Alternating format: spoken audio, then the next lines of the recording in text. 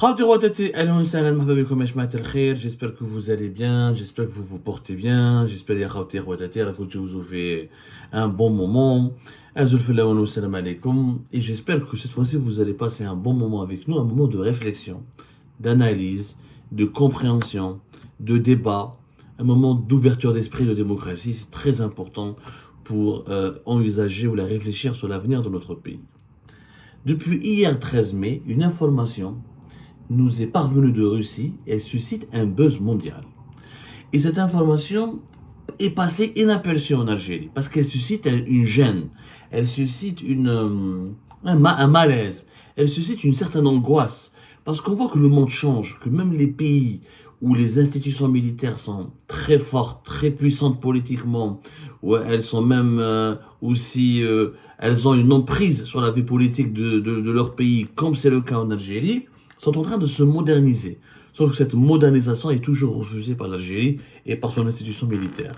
La preuve, en Russie, il y a un nouveau ministre de la Défense nationale qui a été nommé hier, M. Andrei Belosov, qui est un civil, qui n'a jamais fait l'armée, qui n'a jamais été un soldat, qui n'a jamais été un général, qui n'a jamais été sur le front, qui n'a jamais porté les armes, qui n'a rien à voir avec l'armée. Monsieur Andrei Belosov, ministre civil qui dirige le ministère russe de la Défense nationale. Alors, il a 65 ans, c'est un économiste. Économiste, il a été nommé le 12 mai plus exactement, j'en ai parlé hier, c'était le 13 mai, mais il était ministre depuis le 12 mai. Alors, c'est une information qui a étonné énormément de personnes, notamment la Russie a étonné ses propres observateurs, parce qu'en Russie, les ministres de la Défense nationale, les vice-ministres ont toujours été des généraux, des commandants de l'armée, etc. Et ben cette fois-ci, la Russie a confié le poste du ministère de la Défense nationale à un civil. Alors, Andrei Belosov, c'est un économiste spécialisé des questions industrielles. Il s'intéresse beaucoup, c'est un docteur en sciences politiques et mathématicien. Il était conseiller d'un premier ministre russe au début des années 2000. Il a été ensuite ministre du développement économique après il a été conseiller du ministre du développement économique après il est devenu lui-même ministre du développement économique en 2012.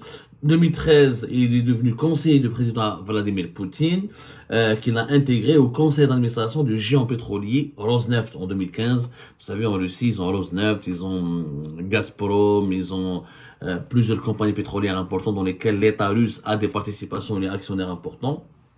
Et c'est Poutine, Vladimir Poutine, le régime Poutine, qui est très militarisé, c'est une sécuritocratie. La majorité des dirigeants issus de l'entourage de Poutine, Poutine lui-même est issu des services secrets russes. L'armée russe est une composante importante du régime. Les services secrets russes sont une composante fondamentale du régime. Et ben la Russie, qui est en guerre en Ukraine depuis février 2022, qui des fois enchaîne les défaites, des fois enchaîne les victoires, mais qui tient ses positions en Ukraine, là, elle mène une contre-offensive importante pour faire reculer l'armée ukrainienne soutenue par toutes les armées occidentales. Et ben la Russie a décidé de faire confiance à un civil. Faire confiance à un civil pour diriger son ministère de la Défense nationale. Andrei Belosov a été nommé, c'est un civil, un économiste, un mathématicien, un économiste spécialisé des questions industrielles. Pourquoi? Parce que la Russie veut moderniser l'efficacité de son appareil, de son complexe militaro-industriel. Et rappelez-vous, ça tombe bien. Rappelez-vous de ce que j'ai dit récemment lorsque j'ai analysé le discours d'Abdelmajid Tebboune qui a été prononcé le 8 mai au niveau du ministère de la Défense nationale. Quand j'ai parlé de la pensée archaïque du régime algérien à propos de sa vision des questions militaires et des questions de la défense nationale. Je l'ai expliqué, l'émission de درناها le 8 ou le 9, c'était le jour même. C'était le jour même du discours de Tebboune. Tebboune a fait le discours le 8. On l'a fait, je crois, le 9. Oui, le 9. C'était le 9. J'avais expliqué avec, comment dirais-je, une certaine pédagogie. J'ai essayé d'être pédagogue. J'ai essayé d'être le plus, comment dirais-je, le plus direct, le plus franc, mais le moins radical. Parce que quand on parle de l'institution militaire algérienne, de l'armée, de l'importance de l'armée, etc., on nous accuse à chaque fois d'être des radicaux, des opposants à l'assaut de l'étranger, qui sont contre la souveraineté nationale, qui veulent brader la souveraineté nationale, qui veulent partiser avec les puissances étrangères. Mais pas du tout. Pas du tout. Ce qui s'est passé en Russie, Ejma, de 12 mai, c'est une confirmation de ma lecture. Les grandes puissances, elles ne sont pas puissantes parce qu'elles ont une armée, parce qu'elles ont des soldats, parce qu'elles ont des unités de combat. Elles sont puissantes parce qu'elles ont une industrie qui est capable de leur fournir, de fabriquer des armes qui pourront être utilisées pour se défendre.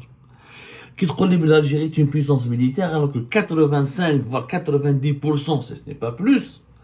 Bon, là, je suis encore gentil, pour ne pas dire 90% même, des armes que nous utilisons en Algérie sont importées depuis l'étranger. L'armée algérienne ne fabrique quasiment rien, à l'exception de quelques tenues, de quelques de quelques fusils, de quelques munitions, de quelques voilà des choses assez légères, je veux dire. Ça n'a rien à voir avec des équipements très légers, très très légers. Voilà, voilà, pardonnez-moi, l'émission c'était le 4 mai, quand j'ai analysé la métaphore du caillou. Kabel Majid Tebboune, il a utilisé cette métaphore du caillou pour dire un pays fort, c'est une économie forte et une armée forte. Comme ça, je pourrais l'utiliser comme الحجرة اللي يخرج من الصف نضربوا بها. J'avais analysé, renvoyé cette émission d'une 24 minutes où j'avais expliqué, j'avais fait la comparaison entre l'Algérie avec l'Irak, l'Algérie avec la Libye, l'Algérie avec l'Iran. Et j'ai dit que les pays qui ont une puissance militaire, ce sont des pays qui ont des complexes industriels. Des pays qui ont des complexes militaro-industriels qui peuvent fabriquer des armes, exporter des armes et se doter eux-mêmes d'armes de destruction massive qui sont des armes de dissuasion, comme le fait l'Iran avec l'arme nucléaire. Aujourd'hui, la Russie voilà, elle n'a pas perdu la guerre en Ukraine, mais elle est en grosse difficulté. Elle est consciente des défis de l'avenir. Elle est confrontée à des armées occidentales qui soutiennent l'Ukraine et qui lui fournissent toutes les dernières technologies. Elle voit que la Chine est en train de devenir aussi une puissance militaire importante.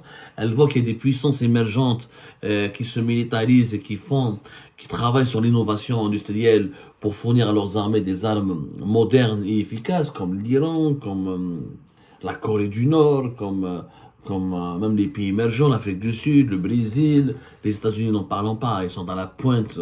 On a vu récemment un nouvel avion supersonique, indétectable, que les Américains ont fabriqué.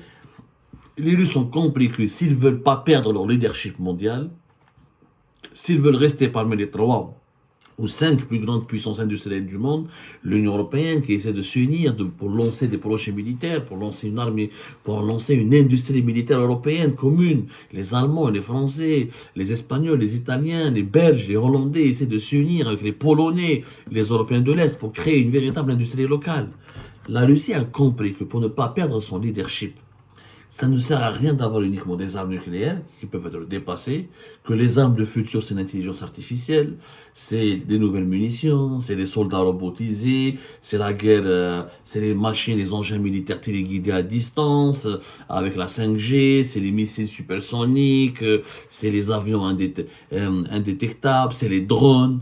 Donc elle se doit de moderniser son appareil militaire, qui a été éprouvé. Chefna comment des drones turcs ont aidé beaucoup l'Ukraine. Chefna comment contre les offenses contre l'armée russe. Chefna comment les Russes étaient obligés d'acheter des drones iraniens, parce que les drones iraniens étaient plus légers et plus efficaces sur le front que les équipements militaires russes. Et c'est pour cette raison que la Russie a décidé de confier le ministre de la Défense nationale à un civil, Andrei Bulosov, économiste spécialiste des questions industrielles, conseiller de Vladimir Poutine en ce qui concerne les questions de l'industrialisation du pays. Ils ont confié à un civil, la Grande Russie, parmi les 3 grandes puissances militaires du monde, ou à le ministère de la Défense nationale à un civil spécialiste de l'industrie et de la réussite industrielle et des questions industrielles. Nous, en Algérie, depuis l'indépendance du pays, nous n'avons jamais eu un ministre de la Défense nationale. Toujours, c'est les présidents. Ça a toujours été, depuis l'indépendance du pays, toujours, toujours le président et le ministre de la Défense nationale. On ne comprend pas d'ailleurs pourquoi. Au nom de quoi le président de la République doit rester ministre de la Défense nationale. Peut-être qu'il doit garder le titre de commandant des forces armées, parce qu'il y a un rapport extrêmement compliqué et sensible entre la présidence et les forces armées. Et le président doit être toujours le commandant des forces armées pour s'assurer de la discipline, de la fidélité, de la loyauté de l'armée. Non, regardez, on est encore en train de parler du rapport de confiance entre les institutions de l'État en Algérie, alors que d'autres pays sont en train ils ont dépassé les questions d'unité, ils essaient de trouver comment lancer des politiques efficaces pour conserver leur leadership mondial et comment ne pas rater le train de la modernisation et de la modernité, le train de la transformation technologique. علاش يا جماعه احنا ما نجيبوش un ministre de la Défense nationale? Je ne comprends pas. À l'époque de Bouteflika, il y avait un ministre de la Défense nationale qui est Ahmed Gaïs Salah, qui est 2013 à 2019. En bas, il y avait Gnezia de 2004, je crois, 2003-2004 à 2000, jusqu'à 2013, qui était ministre délégué au niveau de la défense, ministre délégué chargé de la défense nationale. Ensuite, Fort Zerouel, il y avait Mohamed Al-Ammari, qui était chef d'état-major, qui dirigeait le ministère, qui avait le statut de délégué, ministre délégué, Mohamed Al-Ammari, Allah yarhamou. Mais sinon, c'était que des présidents. C'était que des présidents. Yani Makesh, Wahed, on n'a jamais eu un ministre de la Défense nationale. Vous imaginez, c'est la Russie qui est en guerre, a compris la nécessité de confier ce ministère à un civil. Parce qu'encore une fois, l'armée, aujourd'hui, dans les temps modernes, et je l'ai dit dans l'émission du 4 mai, ce n'est pas uniquement des démonstrations de soldats, ou des démonstrations de muscles. Non, c'est de la technologie. C'est la connaissance, c'est la numérisation, c'est de la croissance, c'est la capacité de produire des armes, de se doter des armes, c'est de l'industrialisation, c'est de l'industrie, c'est de la productivité. Et ça, c'est des questions économiques qu'un militaire ne peut pas diriger, qu'un militaire ne peut pas comprendre. Un militaire, il est là pour se battre, pour combattre, pour diriger les combats. Mais il ne peut pas diriger les questions économiques qui sont liées à la défense nationale. Il ne peut pas produire, il ne peut pas avoir un processus technologique de production, il ne peut pas faire de la recherche scientifique. On peut bien sûr, au sein de l'armée, il faut qu'il y ait des actes. L'armée peut disposer d'entités économiques, de chercheurs, de gestionnaires, de managers. Mais l'armée doit travailler avec des civils. L'armée doit rester une armée de combat. Mais celui qui doit fabriquer, c'est le secteur économique qui doit s'intéresser à l'industrie militaire. C'est le secteur économique qui doit s'intéresser aux questions industrielles. Ce sont des civils qui doivent gérer les questions de management, de gestion de ressources humaines, de recherche scientifique, d'innovation. Ça, c'est des questions qui relèvent des civils, des compétences de dirigeants civils. Des économistes, des experts, des managers, des industriels, des entrepreneurs. Ça les concerne. Donc, le ministère de la Défense nationale, dans la gestion actuelle des RFA, dans sa gestion actuelle en Algérie, c'est un département archaïque. Nous n'avons aucune force militaire. Nous n'avons aucune force militaire. Nous n'avons pas de force de dissuasion. Nous avons une armée grosse en volume, 500 000 soldats et quelques. Nous avons quelques bateaux, quelques flottes, quelques avions, mais qui peuvent être détruits et neutralisés facilement par de grandes puissances qui maîtrisent des nouvelles technologies de destruction massive. Et ces nouvelles technologies, nous n'arrivons pas à les acquérir. C'est faux. Arrêtez. Les Algériens et les Algériens croient que la Russie nous vend toutes les meilleures technologies du monde. C'est pas vrai. Les grandes puissances militaires ne vendent pas leurs meilleures technologies. Elles gardent le monopole de ces meilleures technologies pour avoir un rapport de force qui est toujours en leur faveur. Ce que nous vendent les puissances militaires, ce sont des équipements militaires d'une efficacité extrêmement relative et qui peuvent à peine nous garantir de quoi contre-attaquer ou la riposter à une attaque. Ni plus ni moins. Le reste, est-ce que les Turcs donneraient leur technologie pour fabriquer des drones? Non. Les Israéliens sont en train d'essayer de faire au Maroc des usines de montage. Mais ça ne veut pas dire que les Israéliens vont donner aux Marocains leur propre technologie pour fabriquer les drones. Qu'est-ce qu'ils mettent avec la technologie? La technologie se conquiert. L'Iran, regardez l'Iran. Ils ont fait de la recherche, ils ont formé des scientifiques, ils ont appris, ils se sont confrontés à ils se sont confrontés au modèle russe, au modèle coréen, au modèle indien, au modèle pakistanais, au modèle occidental. Ils ont créé leur propre modèle pour développer leur propre industrie locale. Des drones, une bombe atomique, du matériel militaire, etc. Et c'est comme ça que l'Iran, elle se défend et elle a vraiment des armes de dissuasion. C'est pour cette raison qu'Israël et les États-Unis d'Amérique hésitent à chaque fois à déclencher une guerre contre l'Iran. Alors qu'ils ont massacré et laminé l'Irak de Saddam Hussein en quelques jours à travers 2 guerres du Golfe. Voilà.